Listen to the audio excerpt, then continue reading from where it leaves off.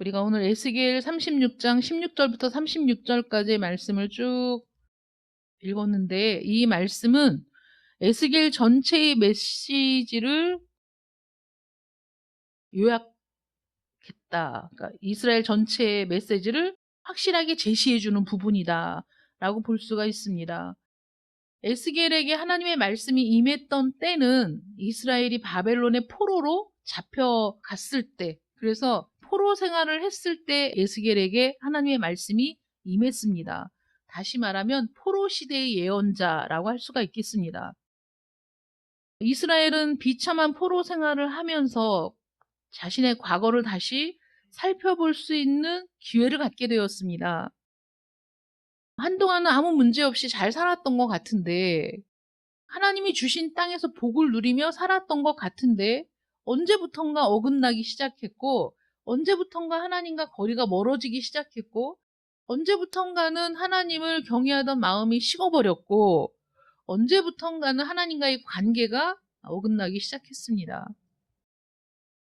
그 당시에 하나님의 말씀을 연구한다 하고 하나님의 뜻을 깨닫는다고 하는 거짓 선지자들도 있었고, 오늘 말씀처럼 하나님의 계시가 임하여서 하나님의 말씀을 받은 대로 전하는 참 선지자들도 있었습니다. 거짓 선지자들은 그 당시에 다 잘 될 것이다. 예루살렘은 망하지 않을 것이다. 이스라엘은 하나님의 백성이기 때문에 하나님이 이대로 망하게 두지 않을 것이다. 라는 사람들이 듣기 좋은 말들을 계속 해주었습니다. 듣기 좋은 말도 여러 번 들으면 듣기 싫다라는 게 인간의 심성 아니겠습니까? 그런데 하나님께서 계시하셔서 말씀을 전하는 참 선지자들은 이스라엘이 망한다. 그러니까 유다가 망한다. 그래서 포로가 될 것이다. 이런 예언들을 계속하니까 사람들이 그들의 말을 듣기를 싫어했던 거죠. 좋은 말이 아니기 때문에 굉장히 불편하고 싫은 말입니다. 여러분들도 책망을 받는 것보다 칭찬을 받는 게 좋지 않겠어요? 내가 아무리 잘못했지만 잘못한 거를 콕콕 집어서 얘기하면 누가 좋아하겠어요? 잘한다고 하고 등 두들겨주고 너밖에 없다고 하고 이래야지 우리가 또 기분이 좋은 거 아니겠습니까? 그러니까 이 거짓 선지자들이 하는 말은 달콤했고 그들이 원하는 말이었고 또 그 말을 들으면 안심이 됐고 그래서 그 말에 더 귀를 많이 기울였던 거죠. 대신에 하나님의 말씀을 바르게 전했던 선지자들은 너무나 고난을 많이 받았습니다. 때로는 죽임을 당하기도 하고 감옥에 갇히기도 하고 매를 맞기도 하고, 그래서 내가 말을 전하지 않아야 되겠다라고 마음을 먹어도 이 속에서 하나님의 말씀을 받은 내 영이 아주 그 말을 전하지 않으면 견딜 수가 없어가지고 내가 감옥에 갇힐 걸 알아도, 내가 매를 맞을 걸 알아도, 내가 심각한 고난을 받을 걸 알면서도 말씀을 전할 수밖에 없다라고 그 선지자들이 고백하는 부분도 있습니다. 그 선지자들은 뭐라고 얘기했습니까? 이스라엘 백성이 지금 당장 죄를 무릅쓰고 회개해야 된다는 거예요. 하나님 앞에 돌아와야 된다는 겁니다. 그렇지 않으면 멸망의 길로 갈 수밖에 없다. 돌이키지 않으면, 회개하지 않으면 재앙이 지금 문 앞에 와 있다. 임박해 있다. 이것을 피할 수 있는 방법은 회개하는 것밖에 없다. 하나님께 돌아와야 한다. 두 손 들고 하나님의 긍휼을 구해야 된다. 라고 정말 피 터지게 오랜 시간 많은 하나님의 선지자들이 그렇게 외쳤지만은 이스라엘 백성들이 그 말에 귀를 기울이지 않았던 것이죠. 정말 그런 날이 올까? 설마. 우리는 하나님의 백성인데, 하나님은 우리의 하나님인데, 우리는 하나님의 성전을 가지고 있는데, 설마 이 땅에 그런 일이 일어날 수 있겠어? 라고 생각했었는데, 어느 날, 저 북쪽에서 갈대아인들이 물밀듯이 쳐들어 내려와서, 그들이 무기를 들고 내려와서 예루살렘 성을 에워싸고 성벽을 다 무너뜨리고, 그래서 이스라엘이 완전히 멸망하는, 이제 그 당시에는 북쪽은 이스라엘이고 남쪽은 유다였는데 이스라엘은 벌써 그 아수르의 손에 멸망을 당했어요. 유다가 남아 있었습니다.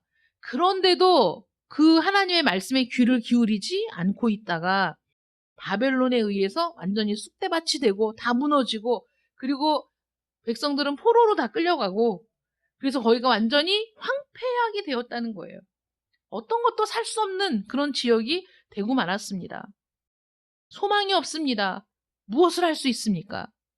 그들은 바벨론으로 끌려가서 한 강가에서 그들이 서서 자신들의 처지를 돌아보니 자신들은 빈털터리로 완전히 끝장났습니다. 다시 시작할 어떤 소망의 여지가 없습니다. 어떻게 우리가 다시 고국에 돌아갈 수 있겠습니까? 우리의 고토에 언제 우리가 갈 수 있겠습니까? 내 살아생전 다시 고국 땅을 밟을 날이 있을까요? 너무 가슴 아픈 그런 현실에 맞닥뜨리게 된 겁니다. 그들의 애환을 노래하는 것이 히브리 노예들의 합창이라는, 제가 이따 오후에 한번 보여드릴 건데, 너무나 아름다운 장면이어가지고 그들이 노래가 다 끝나도 그 애달프게 자신의 고국을 그리며 눈물을 짓는 표정이, 곡이 다 끝나고 후주가 다 끝나도록 그 표정 그대로 유지하고 있는 그 부분이 굉장히 좋은 작품으로 인정을 받고 있는데, 그 히브리 노예들의 합창, 바벨론에 끌려가서 거기서 그들이 살면서 고국을 그리워하는 그런 마음. 근데 그때 그들이 어떤 생각을 했겠습니까? 자신들에게 괜찮을 거다, 망하지 않을 거다, 이런 일은 일어나지 않을 거다 라고 하나님의 이름을 빌어서 얘기했던 그 모든 것들은 사실 다 거짓말이었고, 자신들이 핍박하고 감옥에 가두고 때리고 그렇게 했던, 자신들이 막 듣기 싫어했던 그 말을 선포했던 선지자들의 말이 정말 그대로 이루어진 것을 보게 된 거죠. 그러니까 그 현실 앞에서 자신들의 처지를 돌아보고, 우리가 어떻게 하면 이 상황을 벗어날 수 있을 것인가, 우리에게 과연 소망이 남아있는가, 우리가 어떤 것을 기대해도 되는가라는 정말 무너지고 무너진 그런 상태에 있을 때 오늘 이 말씀이 에스겔에게 임한 것이다. 그래서 여호와의 말씀이 또 내게 임하여 가라사대 라고 오늘 본문이 시작하고 있습니다. 절망의 상태에서 하나님의 말씀이 임함으로 말미암아 정말 절망밖에 남지 않았는데, 어떤 소망의 여지가 없는 상태인데 하나님의 말씀이 임함으로 문이 열리고, 하나님의 말씀이 임함으로 소망이 생기고, 하나님의 말씀이 임함으로 구원의 길이 보여지게 되었다라는 것이죠. 이 말씀을 통해서 우리가 볼 수 있는 게 어떤 겁니까? 사실 이런 상황들은 여러 번 반복되어 왔어요. 이스라엘 역사 중에서. 성경에 나오는 참 선지자들이 에스겔과 똑같이 얘기했단 말이에요. 여호와의 말씀이 내게 임하여 가라사대 라고 얘기하는 건 하나님의 말씀을 그대로 전하는 거예요. 여호와의 말씀이 임하여 가라사대, 또 여호와의 말씀이 내게 임하여 가라사대.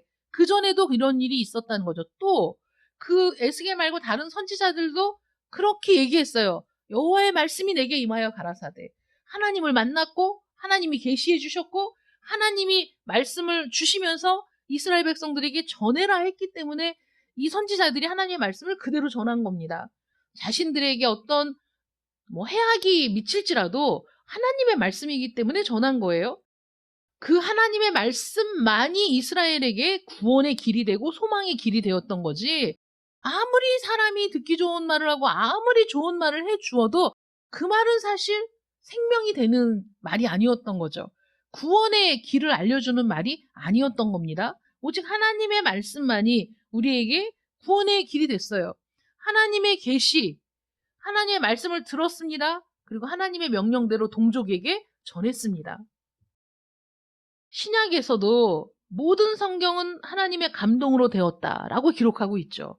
그래서 우리에게 주어진 이 말씀들은 전부 다 성령의 감동과 감화를 받아서 하나님께 받아서 말했던 것들이 성경에 그대로 기록이 되었다라고 성경이 주장하고 있습니다.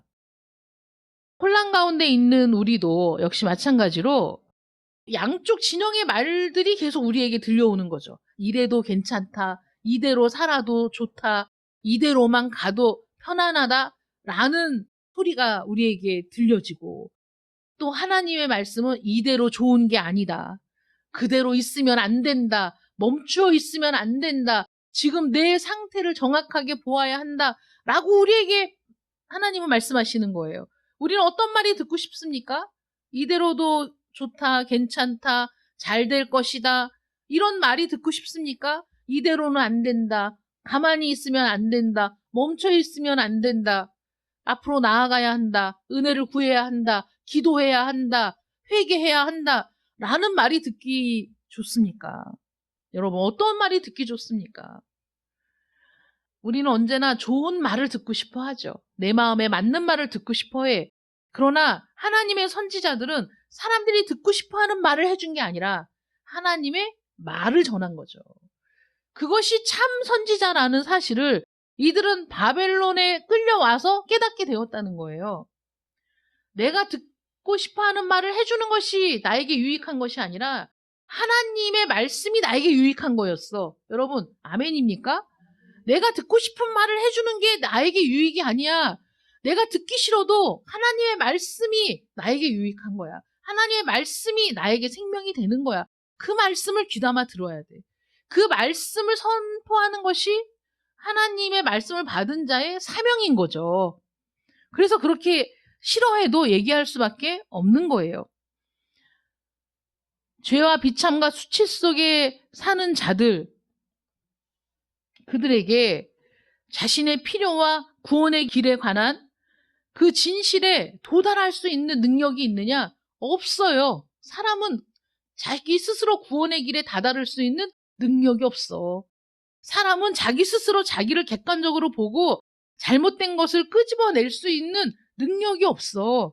설사 알았다고 해도 그것을 해결할 능력이 없어. 그러나 하나님은 어떤 하나님이시냐면 욥기 11장 7절에 내가 하나님의 오묘함을 어찌 능히 측량하겠느냐. 하나님의 오묘함을 누가 측량할 수 있겠어요? 자기 지혜로는 하나님을 알지 못한다고 고린도전서 1장 21절에 말하고 있습니다. 하나님의 말씀에 의지해야 된다는 거죠, 우리가. 하나님의 계시에 의지해야지 다른 길은 없어.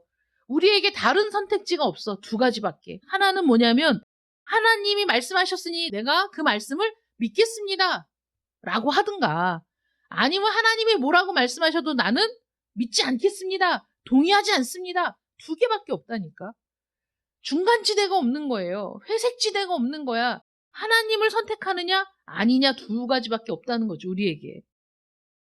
우리 스스로 구원에 들어갈 수가 없다는 것을 그들 스스로 그렇게 포로로 잡혀가서 바벨론의 한 강가에서 그들이 탄식하며 하나님의 말씀을 그때 듣지 않았던 것을 후회하고 탄식할 수는 있지만 자신들의 힘으로 거기서 나올 수는 없다니까.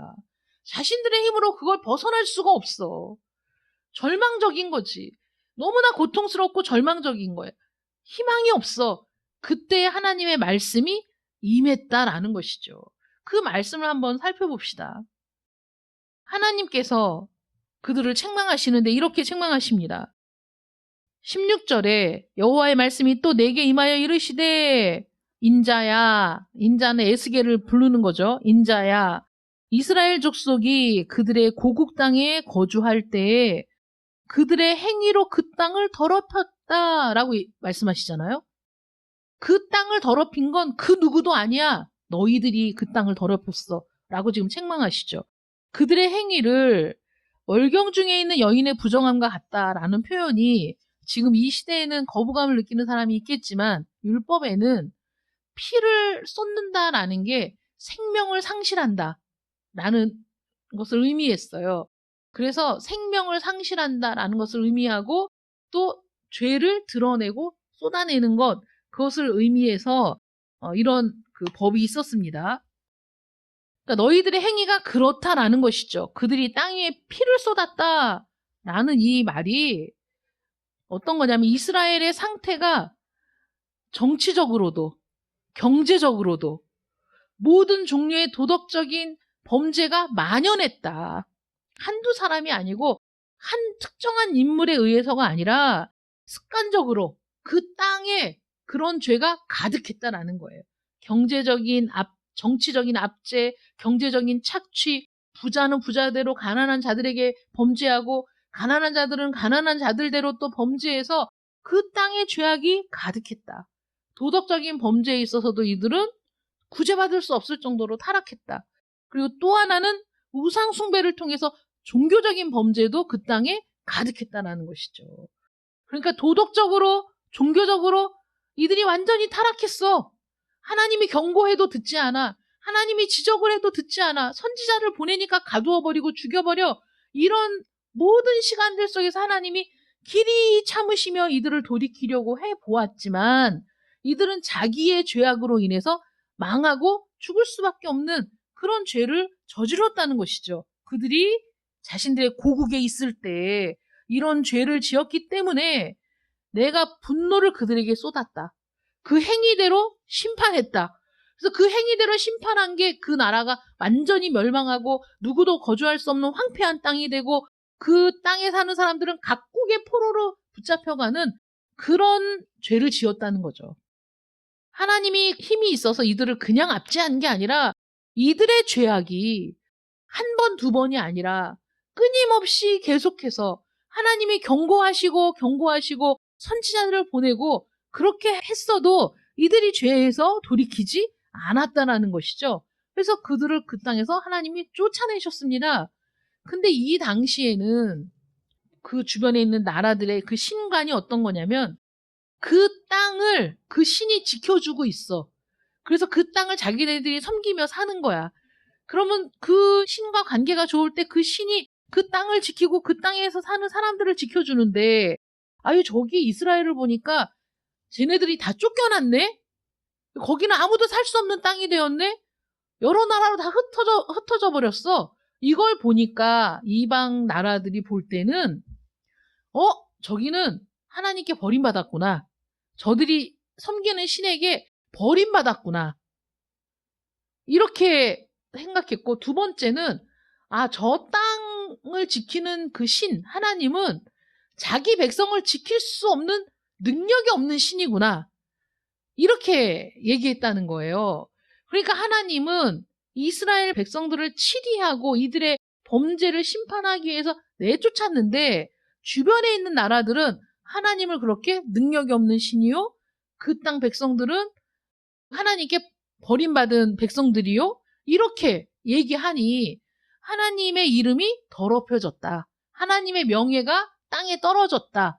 하나님의 영광이 땅에 떨어졌다라는 것이죠. 그들에 의해서. 하나님의 영광이 떨어진 게 아니라 그들이 그렇게 생각했다는 거예요. 그걸 보고 내 거룩한 이름이 그들로 말미암아 누구로 말미암아 사실은 이스라엘 백성들 때문에 하나님의 백성이라고 얘기하는 하나님을 우리의 하나님이라고 생각했다는 그들을 통해서 하나님의 이름이 땅에 떨어지고 모욕을 받았다는 거죠. 자기 부모의 이름에 먹칠을 하는 자식은 자식도 아니지. 그렇지 않습니까? 자기 부모의 이름에 먹칠을 하면 불효자지. 자식이 그렇게 하면 안 되잖아요. 부모의 그 얼굴을 뜨겁게 하고 부끄럽게 하고 어디에 가서 얼굴도 못 들게 만드는 자식을 어디다 써먹어 진짜. 근데 이스라엘 백성들이 자신들은 하나님의 자녀, 하나님의 백성이라고 생각하고 하나님이 이 예루살렘에 성전이 있는데 우리를 망하게 하겠어? 라고 생각은 했어도 정말 그 하나님을 사랑하고 그 말씀에 귀를 기울이고 그 말씀에 순종하는 삶을 살았느냐? 아니었잖아요. 이거 얼마나 큰 죄를 지었습니까? 말하자면 내가 하나님의 자녀로서 누릴 수 있는 권리는 다 누리고 내가 하나님 앞에 마땅히 드려야 할 그것은 내가 하나도 행하지 않는 이런 죄악을 저지르면서도 자신들은 결코 망할 일이 없다라고 생각했다는 게 얼마나 아둔하고 미련한 생각입니까? 우리 인간들은 자식들이 그런 상태에 있어도 차마 자식이라 때리지 못하고 버리지 못하고 내쫓지 못하고 그래서 결국은 자식이 끝내 돌아올 기회를 잃어버리게 만드는 것이 어리석은 우리 인간이라면 하나님은 그렇지 않으시다는 거예요. 하나님은 이들이 이런 심판을 받아서 정신을 차려야 돼. 다시 하나님께 돌아와야지. 아니면 이들은 영원히 죽을 수밖에 없잖아요. 그러니까 쫓아내시는 거예요. 그렇게 했지만 하나님이 이스라엘 족속이 들어간 그 여러 나라에서 더럽힌 내 거룩한 이름을 내가 아꼈다. 그래서 뭐라고 말씀하십니까?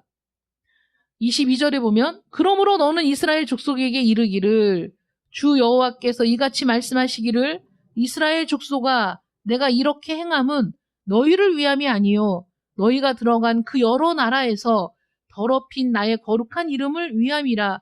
자, 이제부터 하나님이 이스라엘을 내가 회복시켜 주겠다라고 소망의 길을 열어주십니다. 회복의 길을 열어주세요.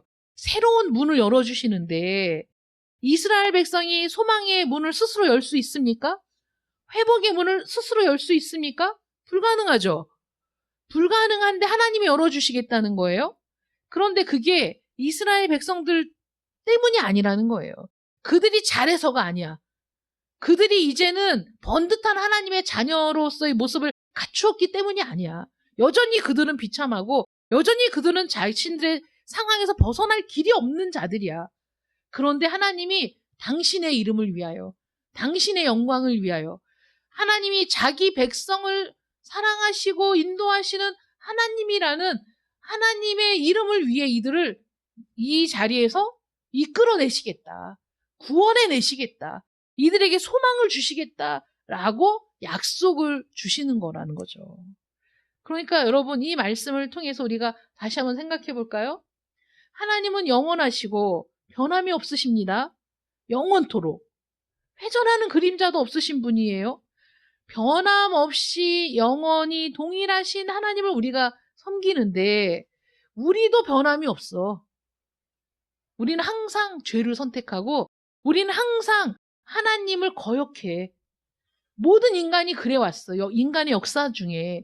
그러니까 하나님의 말씀이 6,000년 전에 쓰여졌든 4,000년 전에 쓰여졌든 2,000년 전에 쓰여졌든 오늘 우리에게 이 말씀은 동일하게 의미가 있고 동일하게 우리에게 치유가 되는 말씀이라고요. 언제나 변함없이. 그러니까 지금 우리도 마찬가지죠. 우리의 상황을 어떻게 바꿀 거야? 우리의 상황을 어떻게 우리가 회복시킬 거야? 우리에게 어떤 소망, 어떤 구원의 여망이 우리에게 있습니까? 우리 스스로 쟁취할 수 있어요? 우리 스스로 구원을 나의 것으로 만들 수 있습니까? 우리 스스로 하나님의 자녀가 스스로 되어 하나님이 약속하신 영생과 축복의 길로 갈 수 있습니까? 불가능하지 않습니까? 지금도 여전히 하나님이 우리에게 길을 열어주셔야 돼요. 소망의 문을 열어주셔야 돼. 구원의 문을 열어주셔야 돼. 그래야 우리가 그 길로 가지. 우리가 불가능하니까 예수님이 오셨잖아요. 우리가 그 길을 찾지 못하니까 예수님이 오셔서 길을 만드셨잖아. 하나님이 길을 만드셨으니까 우리가 그 길을 발견하지. 하나님이 우리에게 문을 열어주셨으니까 우리가 그 문을 들어가지. 우리는 두드리는 자. 우리는 찾는 자. 우리가 두드릴 때 열어주셔야지 그 열린 문으로 들어가는 거라니까. 그러니까 지금 에스겔을 통해서 이스라엘 백성들에게 주신 이 말씀이 오늘날 우리에게도 여전히 효력 있는 말씀이라고. 여전히 우리가 이 말씀이 소망이 되는 거야, 우리에게. 그래, 하나님밖에 없지. 하나님이 문을 열어주셔야지. 하나님이 그 길을 열어주셔야지. 내가 어떻게 그 길을 만들어? 내가 어떻게 그 길을 찾을 수가 있어? 우리는 불가능하다는 사실을 인식하고 하나님의 말씀에 귀를 기울여야 합니다. 오늘 본문 말씀의 첫 번째는 고토록 귀환할 것을 하나님이 약속해 주셨어요. 너희가 고국 땅에 돌아가게 될 것이다. 너희가 그렇게 그리워하는 고국 땅에 돌아가게 될 것이다. 이것이 이들에게는 엄청난 소망이 되는 거거든요. 지금 현실이 힘들어도 그 소망으로 살아갈 이제 힘이 생겼어. 그전에는 소망이 없으니까 너무 고통스러웠는데 이제는 소망이 생겼어. 이제 우리는 돌아갈 수 있어. 그러니까 지금 힘들지만 지금 너무 고통스럽지만 이거 이겨내면 돼. 그렇지 않습니까? 우리도 마찬가지죠. 현실이 힘들죠. 근데 우리는 하나님의 나라가 있어. 우리는 하나님의 나라에 들어갈 거야. 우리는 저 영원한 소망이 있어. 나의 영원한 집이 있어. 나는 이제 곧 거기로 들어갈 거야. 라는 소망을 가지고 또 우리가 살아가는 거 아니겠습니까? 두 번째는 그렇게 하나님의 나라에 고토에 돌아가게 되는데 그냥 돌아가는 게 아니야. 하나님은 우리의 죄를 정결하게 해주신다는 거예요. 우리가 하나님의 나라, 영원한 저 집에 가기 위해서 우리의 죄를 정결하게 해야 되지 않습니까? 죄를 가지고는 못 가잖아. 하나님의 나라에. 죄를 정결하게 해야 돼. 근데 여기에서 보면 하나님이 당신의 이름을 위해 이들을 모아서 인도하여 내고 고국 땅에 들어가는데 25절 말씀 보세요.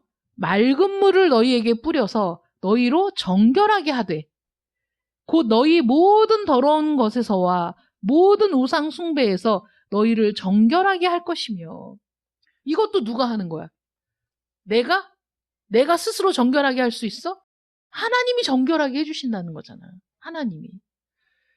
여러분, 하나님이 우리를 정결하게 해주시려고 예수님을 십자가에 못 박게 하셨잖아요. 예수님이 십자가에서 물과 피를 다 쏟으시고 우리의 모든 죄값을 예수님이 짊어지시고 그 값을 속량해 주셨잖아요. 그러니까 그것을 내가 믿으면 맑은 물로 우리가 씻는 것처럼 정결하게 된다고. 내가 할 수 있는 일이 아니라 하나님이 이스라엘 백성들에게 맑은 물을 뿌려서 정결하게 해서 모든 도덕적인 범죄, 모든 그 종교적인 범죄, 이 모든 범죄에서 너희를 정결하게 해주겠다라는 약속이 메시아를 통해서 확실하게 증명이 됐다는 거죠. 메시아를 통해서 완벽하게 이루어졌다는 거예요. 그래서 예수님을 통해 우리의 모든 죄악이 정결하게 됩니다. 그래야 들어갈 수 있어요. 그래서 우리의 모든 죄를 정결하게 해주십니다. 거기에서 끝나는 게 아니에요. 우리의 내적 갱신이 일어나는 거야. 새 사람이 되는 거야, 우리가. 그전과 같은 생각을 갖고 사는 게 아니야. 이전의 가치관을 갖고 사는 게 아니야. 세상에서 말하는 가치관을 갖고 사는 게 아니라 하나님이 새 영을 너희 속에 두고 새 마음을 너희에게 주되. 보십시오. 26절에 너희 육신에서 굳은 마음을 제거하고 부드러운 마음을 주신다잖아요. 우리 마음에 내 마음에 그 굳은 마음을 제거해버리시고 부드러운 마음을 주시는 거야. 새로운 마음을 주시는 거야. 우리 안에서 새로운 갱신이 일어나는 거야.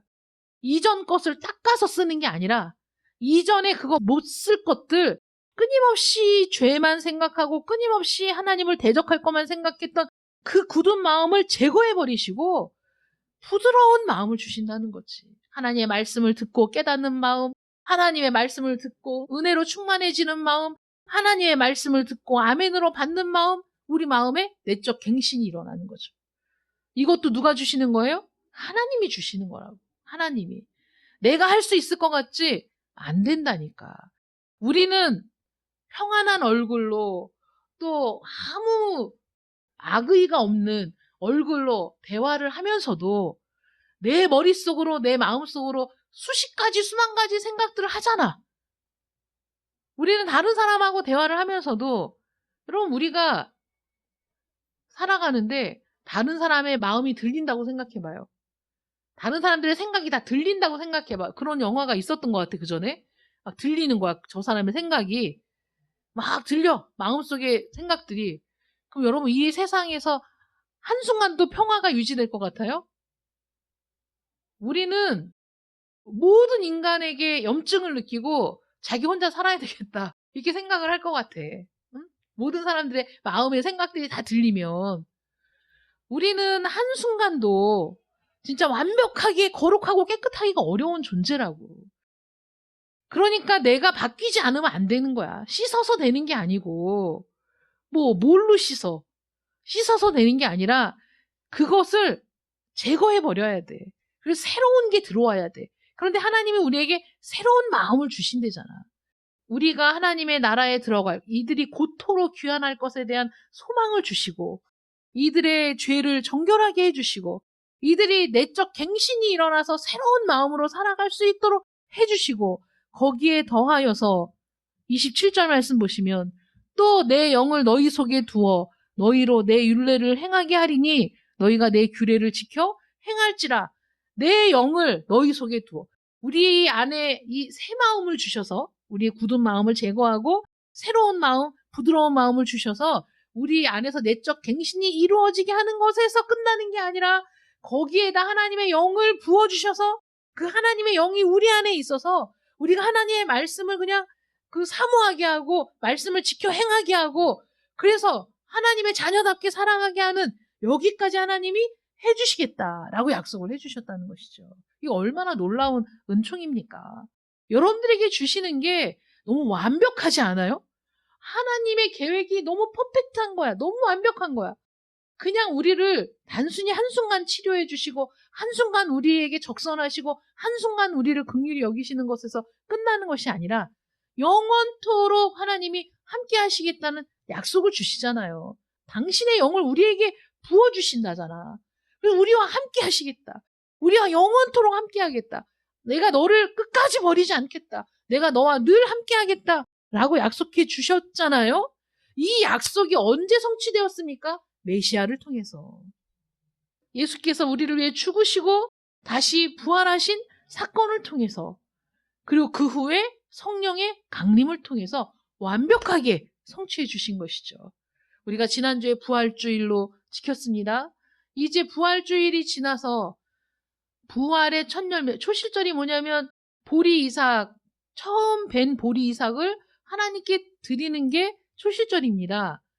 그러면 그 밭에서 처음 익은 곡식단을 하나님 앞에 드려요. 그건 어떤 의미입니까? 이제 이 남은 밭도 다 추수하게 될 것이라는 거죠. 하나님의 은혜로. 예수님께서 우리를 위해 죽으시고 초실절에 부활의 첫 열매가 되셨어요. 그러면 첫 열매니까 그 다음 우리는 그 다음 열매들인 거지. 부활의 열매들. 그렇게 우리를 다 부활의 영광에 들어가게 해주신다고 약속하셨어요. 그 다음에 주신 게 무엇입니까? 성령의 강림이잖아요. 오순절, 성령 강림. 그래서 내가 너희를 버려두지 않겠다. 또 다른 보혜사를 너희에게 보내주겠다. 그를 통해 우리가 너희와 함께 하겠다. 성부, 성자, 성령 하나님이 함께 하겠다. 라고 약속하셨는데 정말로 마가 다락방에서 기도할 때 성령이 강림하셨잖아요. 에스겔에게 주신 이 하나님의 예언은 이들에게도 소망이 되었고 이들에게도 기쁨이 되었고 이들이 영원히 바라봐야 할 약속이 되었는데 이 모든 것들이 언제 성취되었느냐? 메시아를 통해서 완전히 성취가 되었다. 그러므로 구약에 있는 모든 성도들도 예수님이 오실 때를 바라보고 예수님을 통해서 그들에게 주신 약속이 완전하게 성취될 날을 바라보았다. 아브라함이 그래서 그 때를 기다리다가 예수님이 오셨을 때 기뻐했다는 거잖아요. 그러니까 변화산에서 예수님이 변화될 때 엘리야와 모세도 어떤 이야기를 했습니까? 주님이 이제 약속한 모든 것들이 주님을 통해 이루어질 그것에 대해서 얘기했던 거죠. 여러분, 우리는 이렇게 완벽하게 성취된 예수 그리스도를 우리 마음에 모시고 있습니다.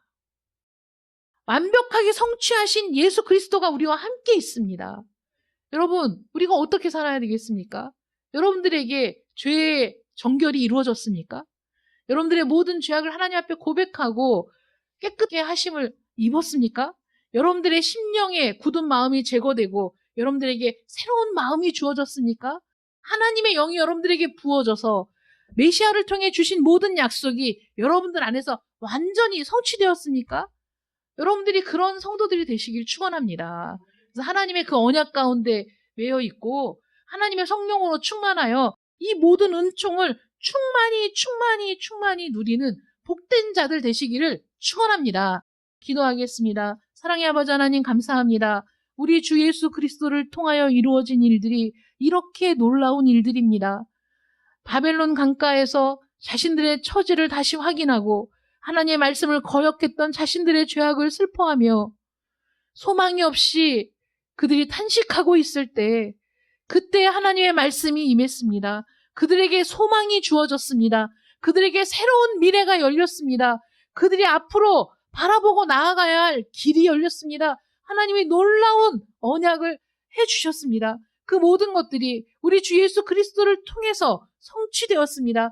우리가 그 주님을 바라보며 우리 안에도 우리의 모든 죄악이 정결케 되기를, 그래서 우리의 모든 죄악을 우리가 미워하고 그래서 그 모든 죄악을 내어버리며 하나님의 은혜와 능력으로 말미암아 우리 심령의 굳은 마음들이 다 제거되고 새로운 마음으로 새로운 영으로 변화되기를 갈망합니다. 우리 주 예수 그리스도의 은혜로 말미암아 우리에게 주어진 성령의 능력이 우리와 언제나 함께 하기를 원합니다. 하나님이 우리와 함께 하시니 그 은총을 누리기를 원합니다. 그 은혜를 누리기를 원합니다. 하나님이 우리에게 약속하신 모든 것들을 충만히 누리는 복된 성도들 되게 하여 주시옵소서. 예수님의 이름으로 기도드립니다. 아멘.